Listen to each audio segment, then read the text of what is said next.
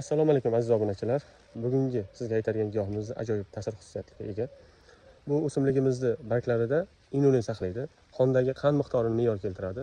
Barglarning tarkibida askorbiniy kislota va karotin mavjud. Bu o'simlik barglaridan choy damlab ichish tanani tetiklashtiradi, ruhiyatni ko'taradi. Qon aylanishini, tanadagi qon aylanishini yaxshilashga yordam beradi. Barglari tarkibidagi tolalar ichak faoliyatini yaxshilaydi, hazm faoliyatini normallashtiradi. Bundan choy damlab ichish kamqonlikka yaxshi damlama hisoblanadi. Yuqorida so'zlab o'tgan ajoyib shifobaxsh xususiyatlarga ega bo'lgan o'simligimiz bargi bu topinambur bargi hisoblanadi. Bu bargdan qanday choy damlanadi? 15 yoki 30 gram atrofida topinamburni quritilgan bargidan olib, 1 litrlik termos kosa olib, 1 litr qaynoq suv solib damlab qo'yiladi.